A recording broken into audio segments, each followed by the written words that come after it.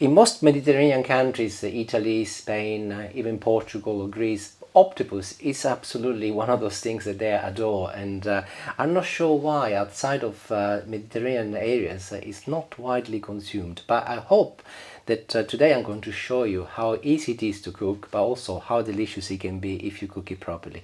So let's run through the ingredients first, and this is really simple. I've got some hot water going on a pan here, and I will be making a little stock, and today I will be using a little white wine, not a lot, just under a third of a glass. I've got a little carrot, some celery, and bay leaf, and some pepper. An octopus. This octopus weighs just under 600 grams. I bought it from Lidl. They're not very easy to get hold of in the UK.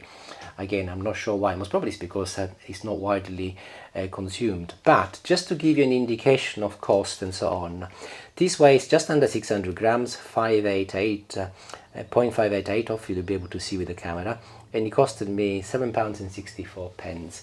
So it's not too prohibitive as far as a meal goes, and actually, if cooked properly, you can get really good value for money. I will be making a marinade, and the marinade will consist of some lemon, olive oil, a little balsamic vinegar and parsley. So as I said, it's very simple, but let's start cooking and I'll show you how simple it is. So I'll start by flavorizing my water by making a little stock. So the carrots go in. I've also got a celery stick, which obviously I've washed. So I'll break this into little pieces and goes in with the water. Bay leaf. Also here is some black pepper, so just a little pinch in there. Followed by a little pinch of salt. And my dry white wine. I've removed the octopus from the packaging, and this is what it looks like, and I'll just give it a quick rinse under water. So water is boiling. I'm now immersing my octopus inside the water, and if you look, as soon as it goes in, the tentacles start curling, so in it goes and out it goes a few times. I'll do this about 4 or 5 times. And by the way, my mum in Sicily, when she used to cook this, even if she was to get hold of fresh octopus, she would freeze it for at least 48 hours, then defrost it, and then cook it. You will find if you do that, it will be considerably tender. Water is boiling. I'll turn it down on medium-low, and I'll place the lid on, and I'll leave it to cook for 20 minutes. After 20 minutes, I'll turn the heat off completely, but I'll leave it on the hob, and I'll leave it to gently cool down for a further 20 minutes, the same amount as the cooking time. Now, my octopus weighs just under 600 grams. The general rule is that for an octopus which weighs 1 kilo, you cook it for half an hour, and then you leave it to cool down gently for another half an hour. And that will ensure that it becomes lovely and tender. In my case, I'm going also for 20 minutes because I've got lots of other ingredients in there. I've got the carrots and the celery, and also added the wine. And I want to make sure that all of those flavors totally enrich my octopus. So 40 minutes altogether, I'm happy. In the meantime, I'll show you what I'll do with the marinade. And this is really simple, by the way. I'm making it now so that I can place it in the fridge and it will marinate beautifully. So I'll start with 1 lemon. This is a medium-sized lemon, and I'll just squeeze it. I'm using lemon as it is really refreshing and it provides a nice zesty taste to the marinade. Olive oil next. Quantities to taste, but I will be adding exactly the same amount, or more or less the same amount as lemon. This is fresh parsley. I will reserve a little for later so that I can garnish on top, but I'll chop the rest in little pieces and add it to the rest. A little balsamic vinegar. This is something which I add as I love balsamic vinegar, but you can skip it if you're not keen. Or you can also add white wine vinegar or red wine vinegar or cider vinegar, or no vinegar at all. And I'll finish with just a little amount of salt because I already salted the octopus, and also I'll add some pepper.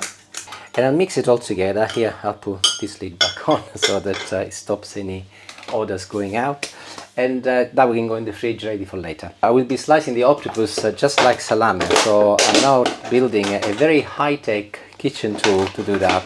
So this is actually a plastic bottle which I think it was from tonic water. You can use any plastic bottles, of course, in any shape. I'm using a smaller bottle, by the way, because presentationally it's going to make a difference. If I was to use a big 2-liter bottle, bearing in mind that my octopus is only small, it would actually disappear inside it. But if you've got a larger octopus or you're cooking more than one, do ensure that you get a larger bottle, as obviously you will need more space. And while I wait, I will move on to my insalata di zucchina. So I've got a couple of zucchine or courgettes, depending where you are in the world. So I'll remove the bum and the head. I'll cut them in half, just like this. And I'm now slicing each half in approximately 1 centimeter slices. And I'm turning them around and I'm chopping them in 1 centimeter strips. It was a little bit cooler when I got in the kitchen earlier, but it's warming up, so I'm going to remove my little jacket next. That's better. I'm in my log cabin in the garden, by the way, and the heat from the hob obviously is also warming up the room, but that's much better. I've got some water which has reached boiling point, and very simply I'll just pick up all of my zucchini and I will add them in. Oops, one is gone on the floor, I can't get it. The quick rinse under water and in it goes. You can choose to salt your water, by the way, if you want to. I'm not going to today because I'm trying to keep the salt intake as little as possible, and ultimately I will be salting the vinaigrette which I'm about to make. So be careful with salt. I know that lots of people salt water, salt everything, but as Julie often tells me, too much salt obviously is no good, and you need to be careful with your blood pressure. And I will leave my zucchini to boil for exactly 4 minutes, which is the perfect amount of time I need to make my vinaigrette. So this is a glass jar from a marmalade, jam, whatever you might have available. And I'll start with some mint. I have removed the stems and I'm only using the leaves, so I'll chop it inside my jar. This is fresh basil, and literally 2 minutes ago was attached to the plant. Julie just picked it for me, and I'll add it to the mint. Garlic next, but I'm looking for something which is not too big. Here, a medium size will be perfect. I just removed the skin and I'm going to slice this in tiny little pieces, approximately 1 millimeter. And that is the garlic done. Olive oil next, so I'll pour it in, quantity enough to marinate my zucchini, so 2 tablespoons. Yet again, balsamic vinegar, any vinegar if you like, or no vinegar at all, but I will be using balsamic today. Just a little dribble. And here comes my salt, as I mentioned earlier, so a pinch of salt goes in, followed by a little pepper. And this is also ready. I'll place the lid on, I'll give it a good shake, and I'll place it in the fridge. And my zucchini are done, so I'll place a clean cloth on my worktop and I'll go and fish them out using a little strainer like this. Just get rid of as much water as you can so that you don't end up making a mess, and I'll place them here.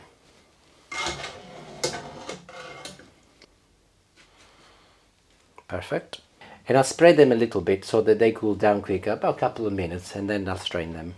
And here we are, so I'll put it together like this so that I'll just apply a little pressure, and any water left over can go inside my saucepan. You can see that there is quite a lot there, so do ensure that you drain as much as possible, but be careful not to break your zucchini. You do want them to retain their shape. And I think that is pretty much it. I'm going to show you how much excess water I've removed just by doing this little trick, so definitely worthwhile doing. So I've got a little serving dish over here, and I'll just move my zucchini in there and I'll open them up. And back to my marinade. It's only been in the fridge a few minutes, but that's good enough, and I can now add it to the zucchini. Do this whilst the zucchini are still warm, so that the flavor from the vinaigrette really infuses the zucchini beautifully. And you can eat them straight away if you like, but my advice is to put some cling film on top and place them in the fridge for the very least a couple of hours, and they will cool down, but obviously everything will continue infusing itself and they will taste delicious. So I'll put them in the fridge, and I'll finish the octopus next. And here it goes. Actually, it has been sitting there quietly and waiting patiently for about half an hour after all that. So I'll remove it from the water.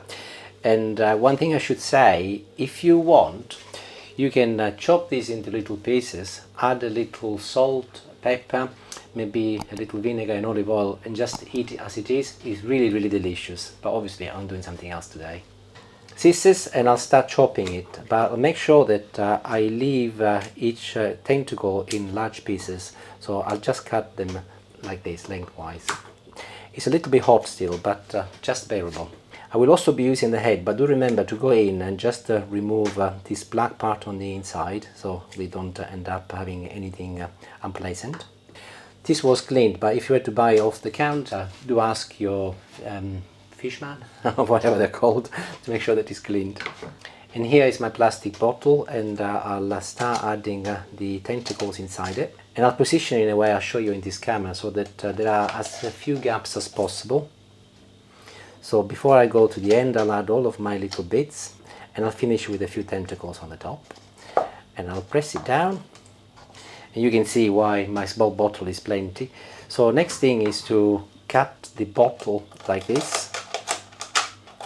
I'll do 6 cuts, and I'll fold each piece inwards so that I start applying some pressure against the octopus. I'll turn it upside down and I'll get some cling film. Some people use a glass as a weight, some people put stone on top, but I find actually that cling film works really well, and I'll show you why. So I'll just go on top, and I'll apply some pressure just by wrapping it around like this. And go as tight as you can, because this will make the octopus effectively bond together. And it's ready, and this is what it looks like. So I'll place this in the fridge next, the fridge, not the freezer, for about 4 to 5 hours until we're ready to eat later.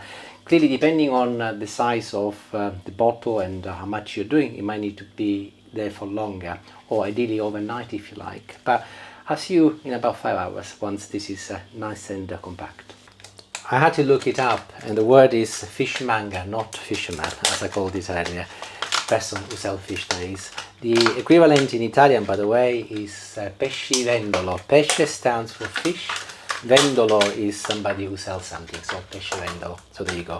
You've got a little Italian lesson thrown in. So I've got this out of the fridge, and it's been in there for 5 hours.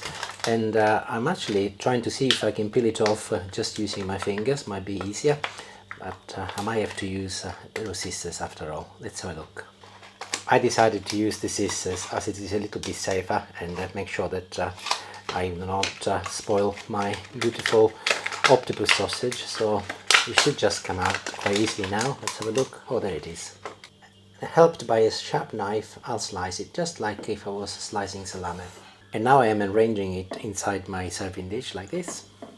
And I'll use any loose bits to just do some of the infilling.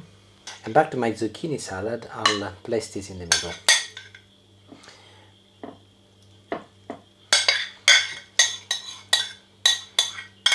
That is perfect. Just like this. You will recall that I reserved a little parsley for the final decoration, so I'll just sprinkle that on top of everything really, the octopus but also the salad like this. I've sliced a lemon, and I'm now adding it to the edges of my plate for additional decorations, and I'll put this one here so that it looks absolutely magnificent. And it is ready. You can leave it to marinate a little bit longer if you like, or you can eat it straight away. It doesn't make much difference. And it's beautiful and tender, and really delicious. It's amazing the difference that it makes when you leave things to marinate. I'll just try also the zucchina, and I'll go. Perfetta. Making and let you know how you get on, and it's absolutely beautiful, honestly. They are really refreshing, easy things to do during the summer. So I hope you are enjoying these little dishes, and if you are, let me know. Arrivederci, grazie, and buon appetito. Ciao.